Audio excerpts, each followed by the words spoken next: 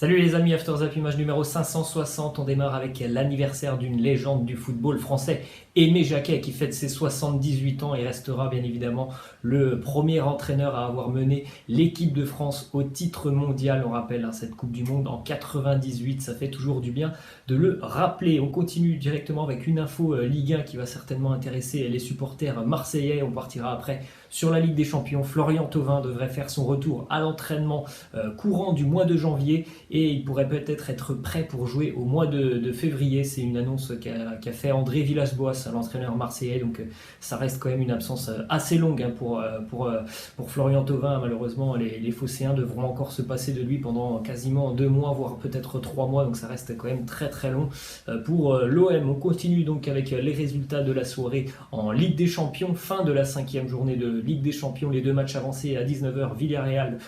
Valence a fait match nul face à Chelsea. De partout, Lyon a été battu en Russie face au Zénith 2-0. Lille a été battu dans la soirée à domicile par l'Ajax 2-0. Leipzig, Benfica 2-2. Barça qui s'impose 3-1 face à Dortmund. Victoire aussi pour l'Inter du côté de Prague 3-1. Le Napoli tient en échec Liverpool à Anfield 1-1. Et victoire pour le RB Salzbourg à Genk 4-1. On continue avec directement quelques petites infos et retours sur le match du Paris Saint-Germain à Madrid. Une déclaration de Pierre Ménès qui nous dit: même avec la VAR, l'UEFA trouve le moyen d'enfler régulièrement le PSG lors des gros matchs, et elle a même fait coup double sur cette action en avantageant aussi le Real Madrid. Bon, c'est pas quelqu'un que j'apprécie énormément, Pierre Ménès. Je trouve qu'il dit souvent de grosses conneries, mais en tout cas sur ce coup-là, je pense qu'il a plutôt raison. Ensuite, déclaration de Thibaut Courtois par rapport à la mésentente qu'il y a eu sur le premier but encaissé par le Real, le but de Mbappé. Il nous dit, Courtois: sur le moment, je crie que je vais chercher le ballon, je ne sais pas. Rafa a entendu peut-être différemment, il a touché le ballon avec son pied, c'était une passe D pour Mbappé. Peut-être qu'il a mal entendu. En tout cas, il est clair et net qu'on a bien vu une mésentente entre Thibaut Courtois, le gardien, et Raphaël Varane, le défenseur. Tant mieux, ça a permis à Mbappé un but très très simple. Et on a la réponse de Raphaël Varane sur ce coup-là. Il nous dit: c'est une incompréhension sur le terrain. J'entends Courtois,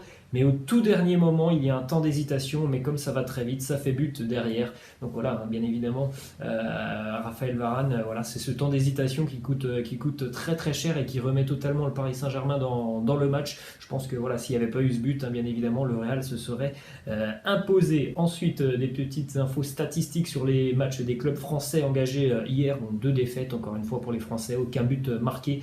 Lille qui n'a remporté aucun de ses 16 derniers matchs sur la scène européenne, 7 matchs nuls et 9 défaites. Plus longue série de l'histoire pour un club français sans la moindre victoire en compétition européenne. Tout simplement, le LOSC n'a pas le niveau pour évoluer en Ligue des Champions. On espère qu'ils vont pouvoir bien terminer sur la dernière journée sur une belle note face à Chelsea. Ça semble quand même très compliqué, mais on espère aussi surtout que ça va leur donner pas mal d'expérience cette année en Ligue des Champions. Ensuite, des statistiques du côté de l'Olympique Lyonnais. Pour Rudy Garcia, il affiche un ratio de points de 0,85 points par match en Ligue des Champions, soit la moyenne la plus faible dans l'histoire de la compétition pour un entraîneur avec minimum 20 matchs. C'est la Ligue des Champions, c'est une compétition qui ne lui réussit pas à Rudy Garcia. Partout où il est passé, il n'a jamais réussi, tout simplement. Donc c'est plutôt mal engagé pour l'Olympique Lyonnais, cette qualification, avec la défaite hier. On a une déclaration de Garcia d'ailleurs sur le match de l'OL. Il nous dit: on se devait de faire mieux,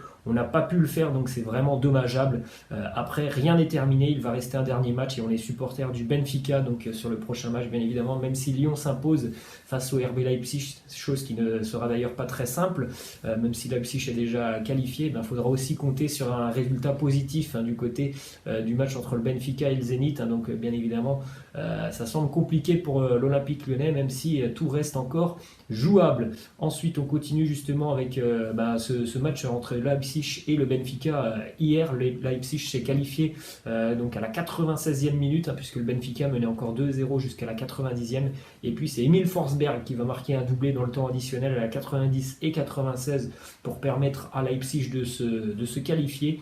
Et puis dans le même temps, Julian Nagelsmann, l'entraîneur du RB Leipzig, devient le plus jeune entraîneur de la Ligue des Champions à se qualifier pour les 8e de finale de la Ligue des Champions à seulement 32 ans et 4 mois. Très très beau boulot de Julian Nagelsmann. Il avait déjà fait de très belles choses avec Hoffenheim ces dernières années. Ça fait quelques mois maintenant qu'il est avec Leipzig. ça fonctionne quand même plutôt pas mal. On continue avec une déclaration de Zinedine Zidane qui a évoqué le cas Neymar. C'était avec Florentino Pérez il y a quelques semaines.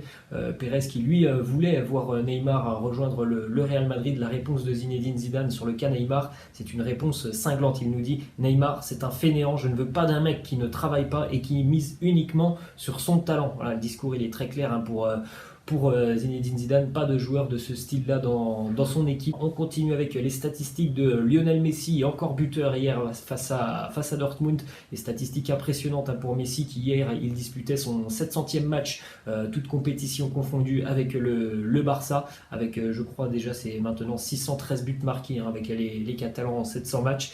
Je vais pas énumérer toutes les statistiques, vous faites un arrêt sur image pour voir les stats de Léo Messi, elles sont tout simplement monstrueuses, mais bien évidemment, on en a l'habitude. On continue avec un résultat important. Hier, le RB Salzbourg s'impose 4-1 en Belgique du côté de Genk, ce qui permet à Salzbourg d'avoir une finale tout simplement dans 2 semaines. Le RB Salzbourg recevra Liverpool et le vainqueur de ce match sera qualifié. Donc dans 2 semaines, si jamais les Autrichiens venaient à battre Liverpool, eh bien, on pourrait avoir une grosse surprise. Le RB qui pourrait se qualifier et le tenant du titre Liverpool qui pourrait déjà être sorti dans 2 semaines. Bon, bien évidemment, on pense tous que Liverpool va aller faire un résultat. Il suffit d'un match nul pour que les Reds se qualifient, mais ça sera quand même une très jolie finale. D'ailleurs, sur ce match, Erling Braut Haaland, la pépite norvégienne, a encore marqué hier du côté de la Belgique. Pourtant, il était pas titulaire hier, Erling Braut Haaland, mais il a encore marqué face à Genk, ce qui fait quand même un ratio plutôt intéressant pour le jeune Norvégien. 8 buts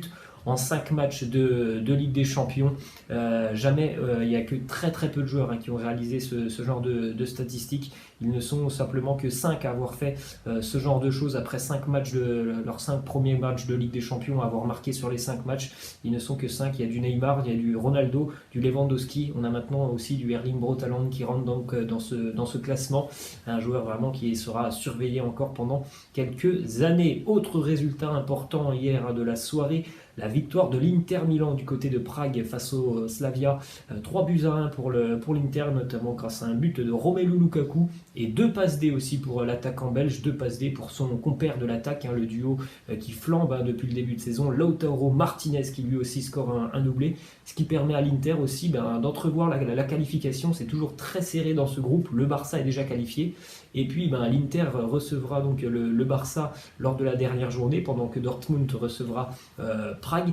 Donc une victoire pour l'Inter et ça serait synonyme quasiment de qualification pour les interistes face au Barça. Les statistiques de Romelu Lukaku qui vient d'inscrire quand même le 250e but de sa carrière hier, plutôt intéressant à des stats comme ça pour l'attaquant belge. Il en a marqué 87 avec Everton, 50 à peu près avec la sélection belge, 40 avec Man U, 40 aussi avec Anderlecht. Il en est déjà à 11 avec l'Inter. C'est l'homme en forme avec Lautaro Martinez. On continue aussi avec justement les stats pour Lautaro Martinez qui lui aussi continue d'enchaîner les buts et de les empiler depuis quelques semaines. C'est le 10e but de la saison pour Lautaro Martinez avec les Nerazzurri de l'Inter. Donc vraiment un duo qui fait énormément de bien aux interistes. Je pense que Lautaro Martinez, on va attendre la confirmation encore pendant quelques mois, mais il semble vraiment bien parti pour suppléer Mauro Icardi. Ensuite, on continue justement avec un retournement de situation dans le match entre Prague hier et l'Inter Milan, puisqu'à la 35e, l'Inter a cru marquer le but du 2-0 grâce à Lukaku. Cependant, à la 36e, le but a été annulé après l'utilisation de la VAR et un penalty a été sifflé pour le Slavia. C'est un penalty qui avait une faute tout simplement avant le but de Lukaku. Donc on est passé d'un 2-0 pour l'Inter à penalty pour Prague et d'ailleurs égalisation de Prague, comme quoi bien évidemment on sait tous qu'on a un petit peu on a tendance à décrier un petit peu la VAR, mais là sur ce coup là par exemple on est passé d'une situation de 2-0 à 1 partout avec une justice on va dire rétablie.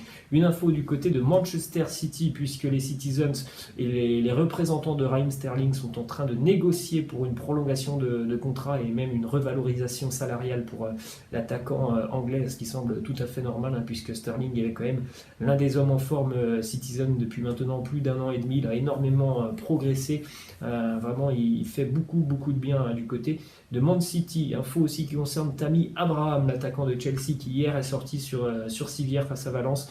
Visiblement ce n'est pas trop grave pour Tammy Abraham, on devrait le revoir assez rapidement sur le terrain. Ce serait simplement une simple douleur à la hanche, tant mieux pour les Blues de Chelsea. Ensuite, une info qui nous vient de Bundesliga. Jürgen Klinsmann devient le nouvel entraîneur du Hertha Berlin. Le Hertha Berlin qui est à la limite de la relégation.